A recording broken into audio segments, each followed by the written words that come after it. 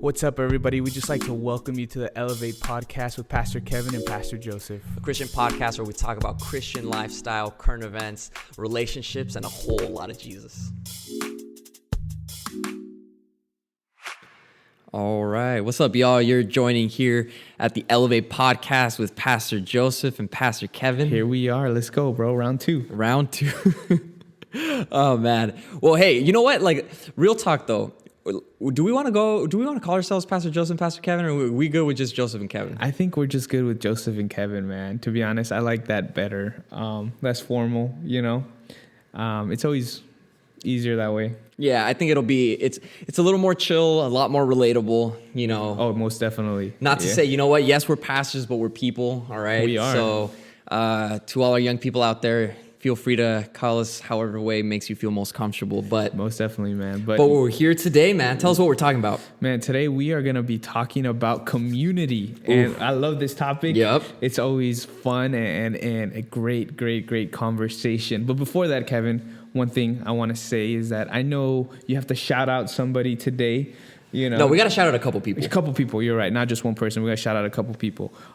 First off, we want to shout out the Elevate team, you know, and everything that they do and just helping us with this ministry, right? They do so much. They help out with so many things, with ideas. And, you know, without them, we would not be able to do everything that we've been able to do so far. And it's definitely been great to work with them. Yeah, no, it's definitely something that, you know, when Elevate first started, I never would have imagined that it would become what it has become. And it's all thanks to this team, man. They work hard.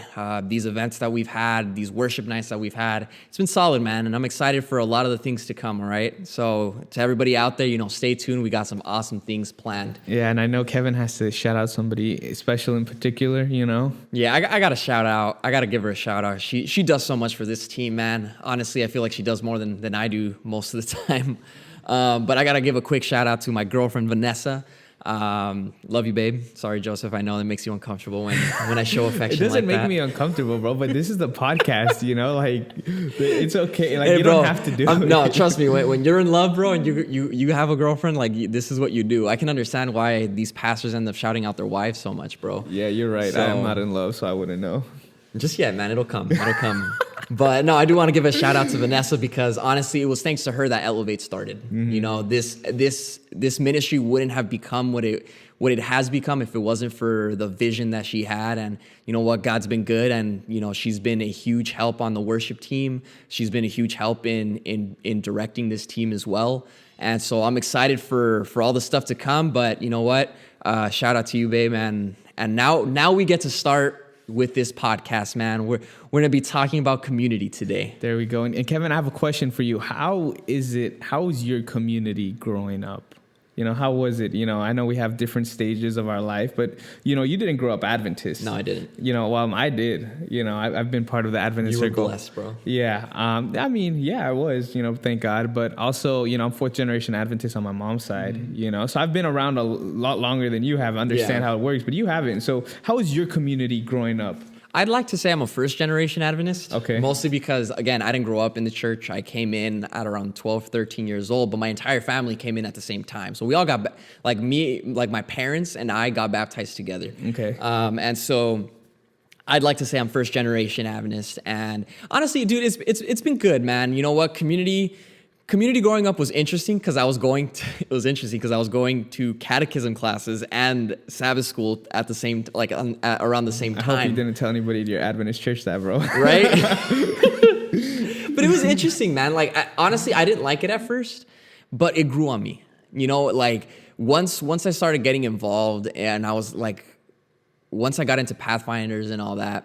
It was good, man. The first time, I do have to bring this up though. I remember like what it was like when I first stepped into this church and I went to Sabbath school for the first time.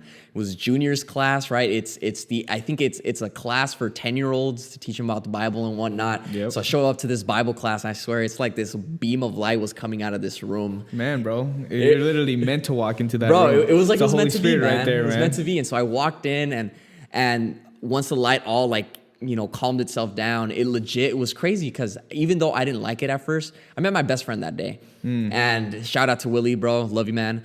But it was thanks to these relationships, you know, that church actually became such a importance in my life, was this community. That's great, man. But what about you, bro? I'm curious. You know, growing up, man, I've had friends since cradle roll, bro, and they're still my friends to this day. I still hang out with them. I still see them every once in a while when I go back up to Level Silmar, man, which is my home church. Got baptized there, grew up there, was, you know, all the everything. But it was good, man. You know, I was lucky. Like, honestly, it was weird. Like, I have like a close group, like there was like 7 of us, 8 of us that all were born in the same year, right? So those were the people who, you know, I went to Cradle World, Juniors class, Pathfinders, Adventures, all of that, you know. And like I said, my parents had already been at that church for a little bit before I was born. So, you know, I knew everybody. The church was popping back then, you know, young adults, you know, Spanish services, English services. It was great, man. Everything. It was a huge church at that time, right? And I grew up in that. Yeah. And when I think of community, right, when I think of a church community and what it can be like, I always go back to that, seeing that as a kid, right? The Sabbath school classroom's full, right? Pathfinder's Adventures full. For people who know that is like, Pathfinder's is like our version of like Boy Scouts and Girl Scouts per se. You know, you go camping, you learn about Jesus in that aspect. But, you know, and young adults, the chapel was full. You know, that's how I picture community. And everybody after church just saying hi to each other, loving on each other. And to be honest, sadly, I say this, right? But I felt that was a different time, man, when I was a kid. You know, that was a different time, and I always got like excited, you know, because I was like, I always thought growing up that I'm like, oh man, I can't wait till I turn like 15 or 14 and 16, and I'm gonna be a part of that. Right, dude, legit. Right? Like, I remember those days. I was like in early teens class. I was like 12, 13 years old. I was like, man, I can't wait to be 16 so I can join the youth class. Exactly, man. Dude, those are the days, man. But then things change, right? Yeah. And then we grow up, and to be honest, like church started dying down a little, and that didn't happen. And I ended up moving, and then next thing I find myself, I'm in high school. Yeah. All right. And so we have very interesting, different dynamic in high schools, right? Yeah, because you went to public school. I went to Christian Academy. Yeah. And so, yeah, my experience was much different than yours, you know? And like, you going to public high school, right? I was supposed to go to public high school, but I ended up not. It was like, you know, God opened doors for me to go to academy. But how was your experience, right? Being an Adventist at a public high school, were you able to find a community, a small Christian community there? Was it like your church community, the only thing you can rely on? What was your thing, man? So it's interesting because I was one of the very few Protestant Christians. Okay. Again, I grew up in a Hispanic community, so the majority of the people grew up Catholic, but it was more like they were just Catholic by name, you know? Yeah. And it wasn't until, it took a while, I would say. I did have friends, don't get me wrong, you know? Yeah. But I think the thing that was a huge bummer was having to explain to people like, yo, you know what, I can't go to your quinceañera, you know? And it's a real thing, man. No, legit. You can't play sports on Sabbath. You can't play sports on Sabbath. And I remember like friends being like, really, really angry with me because I couldn't make it to tournaments on Sabbath, you know? Oh, because you played what, volleyball? I played volleyball, man. Oh, wow. And I honestly feel like You're an athlete. I got dinked because I could have played a lot more, except they couldn't rely on me to play on the weekend. Yikes. So it was a huge bummer, man. And you know what? It was a different experience. While yes, you know what, I found a sense of community there, but I always felt like I was different, you know? And you know what? And it's not to say like if you grew up in the church and you go to a public school that it's bad. You know what? Everyone has their own experience. And I had a great experience in high school, you know, but I wanted to be at the academy, man. Not everyone feels this way, but I wanted to be. I wanted to be a part of a community where people believed in the same thing as I did. And so that's why I think I reverted a lot to my church friends because, dude, I skipped out on prom. Sorry, bro. It's okay, dude. Like, honestly. How do you feel about that? Tell me how you really feel. Okay, so for a while I regretted it, you know, but now looking back, I'm like, you know Hey, what? bro, you have a girlfriend of 3 years. If you want, just be like, hey, Vanessa, I'm going to have a special night with you. And, you know, I'm going to recreate prom for you. You know, you can always go to these high school proms nowadays. You can go to the academy one. You can be like, I'm going to go to the academy prom. What's it called? The people that watch out. You be a chaperone. A chaperone. But deep down inside, you're like, I wish I was these kids. That's what you can do. Unbelievable. Living vicariously through these children. Yikes. But no, man, honestly, it was fine, man. Honestly, I definitely found more community in my church, fam, and I love them to death, man. And so to me, being a part of that was good. What about you, bro? Yeah, man. Like, so me, high school academy, Newbury Park, where I grew, you know, ninth grade to like graduate, and it was great, dude. I'm not gonna lie. Like, God knew that's what I needed personally. It helped me grow. You know, I was able to be around people. I was able to be, you know, do worship. You know, grow in that aspect. I was able to play sports because you know all of that was not on Sabbath. You know, we were able to go to tournaments, and you know, I was able to find my group of people. Yeah. Right, and people I can trust, and find those relationships which I value.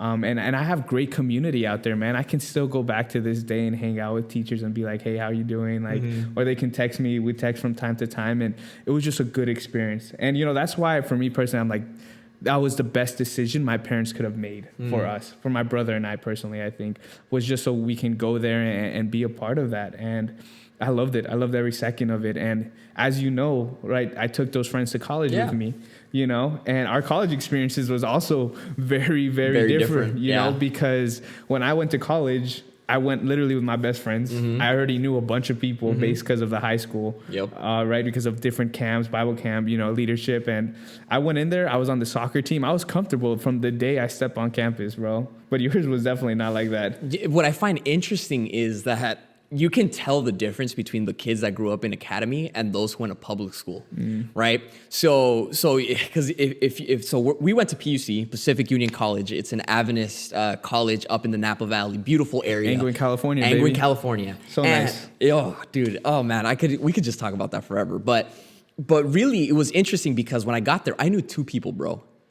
I knew two people, and it was interesting because I'm a very much an extrovert. Yeah. And so my roommate at the time, he was an introvert. And so since I didn't know anybody else, I kind of just gravitated towards him. Yeah. And so all he would do is he would be watching shows, or we would go get food at the caf and come back to the dorm. So what we do now? Yeah, it was different times, man. You should not be doing that in your college years. You're all right. right. You should be enjoying the most out of the college years. And so it took a while, but I think once I started making friends, I started getting involved, you know? And really, I feel like that's the big thing about community, right? Is you're never gonna get the most out of community unless you actively get involved. Yeah, and I find that it's so, sometimes it's hard to get involved, man. Yeah. You know, especially for me, it's never been difficult, right? Truly, I'll be honest, right? It's always been much easier because I've always been in spaces where I've known people or I have a way in, right? But I can imagine being on the outside looking in and be like, okay, I want to be a part of something. I see what you guys do. I want to do that as well. I want to, but sometimes that's just not the case. And the reality is many times, like you said, and with our schools and like we put ourselves in this bubble, even though we don't mean to, right? We find ourselves in spaces where we're like, oh, we'll just hang out with the same people, or like we never mean to shun anybody. No, like that's not the thing, right? But sometimes it just looks that way. Yeah. And I've been a part of that, and I'm sorry, you know, because I've never meant for that. You know, we're always more than willing, but it's just the reality of the situation. Yeah, and so you know what? I think it's a double-edged sword because you're so caught up in your own thing, right? You're enjoying life with your friends, and without realizing, you know what, that there are other people watching on the outside that don't have what you have and want to be a part of it, you know. Yeah. But you know what? We're talking about our experience, man, and I know that you have some really close friends that have been a huge part of your life. Yeah, man. Shout out to my boys. You know, they've been great. Like I have no idea where I'd be without them. And just the community. Like I said, these are people I went to high school with, and then we were able to go to college together, and we were able to graduate all together, and now we're out, you know, being adults and adulting, and we're still super close, right? And that community of those people, right? Just my Newbury Park community, right? In essence, they're all very important to me, and they've been a big part of my life. And without them, like I've been able to grow in all aspects, you know, spiritually, you know. They push me definitely spiritually, you know, a lot more than I ever thought they would be able to, you know, emotionally, you know, in class, in school, they were always pushing, you know, all of that. And it helped me become the person I am today. And I'm very much appreciated towards that. And that's the type, every time I think about community, that's the type of community I want people to long for. And that's what we were trying to build as well. You know, those people that you can rely on and all of those aspects. I think it's also, there's something about people that you can be yourself around. That's always, that's the hardest thing, man, right? I think in everything, right? Because you go into a new place, you're in a new space, and you're like, can I really be me? right? Can I really be me as I walk into this room with a bunch of, people who we share the same beliefs, but will they like who I am? Yeah. How about if I have different beliefs? Are they going to all of a sudden just push me away? And that's the scary part, man. And I think we've both been in situations where we're like, okay, I know people, but will I actually fit in here? Yeah. Right. And I just want to say, like, you do, right? I think one thing about communities, putting yourself out there, like you're saying, like put yourself out there and realize that we want people to be a part of community. Yeah. Right. That's why it's there. It's not for just us people the same, like to be there all the time and do the same thing all the time, but we want new people to be a part of it. Absolutely. And so it's interesting because like, and your entire experience with your friends, right? I think you bring out so much about the importance of community, because I've seen it in my life too, man. Yeah. Like you have your boys, I have mine. I know that I have some ride or dies out there that You want to fight? You want to little bro? Hey man, you know what? This is why we're not best friends. I had to do it, bro. Oh, wow. That's actually unbelievable. That's hilarious. You know what? I don't want to be your best friend anymore, bro. That was rough. I can't believe you just did that to me. Oh, man. I'm sorry. I saw you gave me the opportunity. Wow. I had to take it. I was not expecting that. That's actually... Dang, bro. You kind of messed up. Oh, man. I love you, man. I love you, dude. I had to take that shot, man.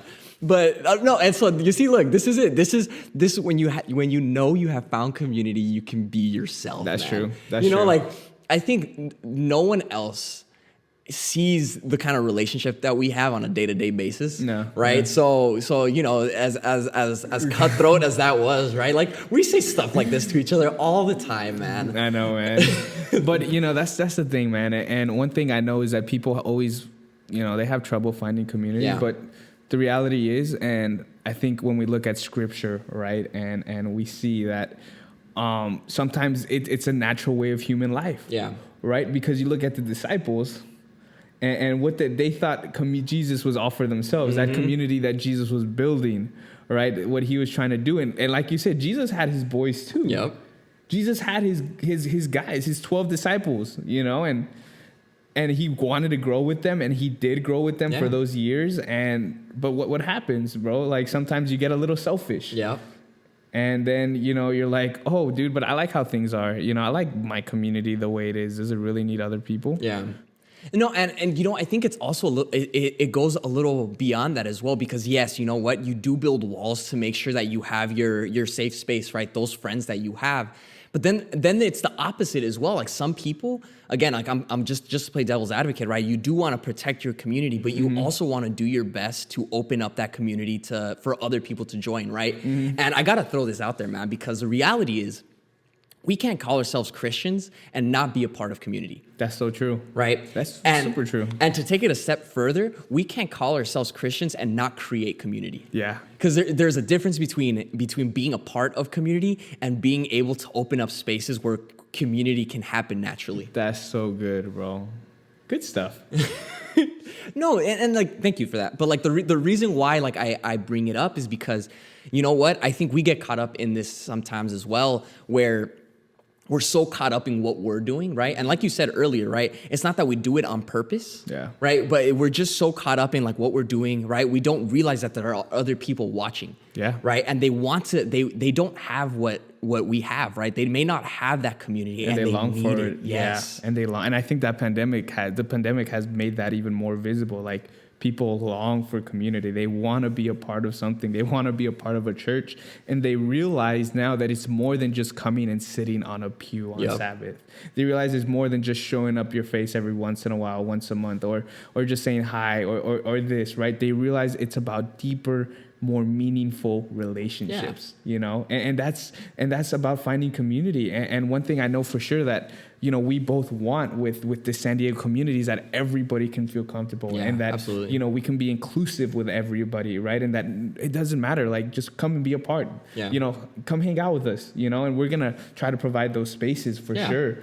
This is where you can throw in your shameless plug. Let us know, man. Young adult ministry, young adult Bible study, 7 p.m. Cafe Bassam downtown. Yeah, no, you know what? And I think we try our best to be able to open up spaces, where community can happen. And I think during this pandemic, especially, right, we've lost out on community. Yeah. And I think right now more than ever, we need to create spaces, open up spaces, bring people into a community, right? Because the reality is everyone's longing for it, everyone's seeking, everyone needs it, right? Now just the matter of what comes on us, right? What falls on us is, are we going the extra mile, right? Because we can, you know what? We can open up spaces, right? But this is what I loved about what Jesus did also. And this is, I love this, and I want to challenge, our listeners, and I want to challenge us to do this too. But if you notice, Jesus cast the net, right? He did. And he says, come all who labor and are heavy laden, I will give you rest. He says, come to me, right? Yeah. But he puts the ball in our court. Yeah. He says, he throws out the invitation, come, right? But we got to be the ones willing to take that first step. You're right. And you're totally right, man. And the thing is, it's for everybody, and it's both ways though. You think about it, right? Because the people on the outside, right, who want to be a part of the community, they need to take that first step of coming in. But also us on the inside, we have to take that first step and be like, hey, we're sorry, or perhaps like, hey, guess what? We're doing this, or invite somebody, because we all know those individuals right now that are dealing with something, right? That have been, I guess, a little bit more shut in than others. And now is the time, right? Say, hey, coffee shops are open again, man. We can go out to eat again. Wear your mask, stay 6 feet apart, but you can do these things again. Yeah. And say, hey, look, I'm a part of this. Come join us. I'm going to be doing this with friends. Come join me. And you're right. Like what Jesus did, he opened it for everybody. First story that comes to mind, Samaritan at the well, bro. Like the disciples, they were there and they're like, what, Jesus, what are you doing? Like, Samaritan, what's wrong with you? Yeah, we don't associate with those kind of people. We don't associate with those type of people. You can't be talking to her. Guess what happens? The whole town comes. That's dope, bro. That's dope. I definitely think that shows us what community could ultimately become. Yeah. Right? Where, you know what? All it takes is one person. Right? And like, notice, right? You said it perfect, right? Jesus interacted with one person and then everyone followed. Oof, that's good. Right? Jesus took the first step, right? He goes up, talks to this lady, but by seeing that other people felt more inclined, you know what? It's open for me too. And they wanted to be a part of it. And you know what? We haven't read this verse yet, and I think this is a great depiction of what community actually can be, right? And it's found in Hebrews 10, verses 24 and 25. And it says this, let us think of ways to motivate one another to acts of love and good works. And let us not neglect our meeting together as some people do, but encourage one another, especially now that the day of his return is drawing near. Don't neglect, encourage.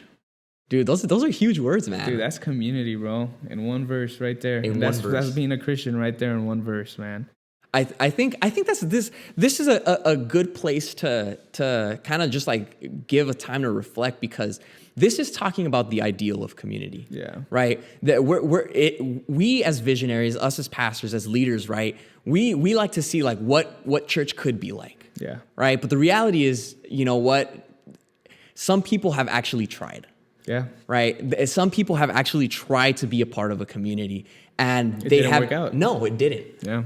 And I think that's the thing that hurts me in knowing, like, you know what, we need to do better. Right? And I think this is a thing that we can do, a challenge that each of us can take on for ourselves. Yeah. I think one thing, we can definitely do right now is just reach out to somebody. Right? Reach out. It's not that hard. And we're always on our phones, especially now. And I think if we're able to reach out and say, there's always people that come to the back of your mind, right? Those individuals. And you're like, okay, let me take that step. Yeah. Right. And because we know people have heard from community as pastors, a lot of people, when you have that conversation, like you're trying to, they're like, oh, I love it, but I got hurt before, and then they're gone. Like, we can do it again. We can show them, okay, yeah, we're sorry, first of all, that you had to experience that, but let me show you true, genuine Christian community. Yeah. And it's not to gain any favor, right? It's more like, because I feel like a lot of the times, right, church, what it ends up being like is we have the appearance of community, right? But it goes beyond that. It's not just having the appearance of community. It's actually going the extra mile in being community. That's good. You know, and what I love, and I got to throw this out there with La Mesa, right? I love this church, but what this church stands on is this idea of making room at the table for all. Yeah. Right. And we actually have to, it's what I love. It's you have to actively do it. You have to purposely try to do your best to actually create community. Yeah, no, and I think that's super important, and you know, it just reminds me. Yeah, every time I think about table, I think about food, right? And like, you know, growing up in our Spanish churches, one thing I always loved is that didn't matter how much food we had at home. If somebody new came through, bro, you know what's gonna happen? We're gonna invite them. Yep. You know, and that's the point. You know, that's how community is. You just, it's one step. You say, hey, come over. I don't know how much I have, but I'm gonna invite you over, and that's. It's just the beginning, man. And then once you bring them in, and then, man, bring them in, and it's just going to flourish. Yeah. And that's the ideal, man, right? Like, that's what community is supposed to be about. Yeah. Right? It's a lot like what Jesus did, right? It's literally just that model. Dude, literally, Jesus literally just said, he's just like, dude, come through. Come through. Dude, that's so good. I like that. Come you know, through. like, and that's what community is. And I think that's something we can do, right? I mean, every time we invite somebody over, we're like, hey, come through, man. Yeah. Right? Yeah. Come through, brother. And that's how it is. That's how it starts. And I think if we can, you know, do that going forward, it's just going to provide wonders for this community here in San Diego and in your own community at home. And wherever that is, your church, you know, at school, just come through. And it's about creating those spaces, right? Like you were saying earlier, creating those spaces. So when you do say come through, they have something to come to. Yeah, you got to back it up. You got to back it up. Have something to come through too. That's so good. I think that's a good place to end. So that's a challenge for y'all. Make sure you tell someone to come through. Come through. All right, but we want to thank you so much for joining us today at the Elevate podcast with Pastor Joseph and Pastor Kevin, or Kevin and Joseph. Kevin and Joseph, Joseph and Kevin. There we go. All right. Make sure that you subscribe to our YouTube channel, Elevate San Diego. Make sure that you follow us on our Instagram to stay up to date with everything going on with Elevate. And make sure that you listen to our podcast, subscribe to our podcast wherever it is that you get your podcast from, Spotify, Apple Podcasts, or wherever else. But you know what? It's been good, Joseph. It's all been right. fun, Kev. And we'll see you guys next time. See you guys next week.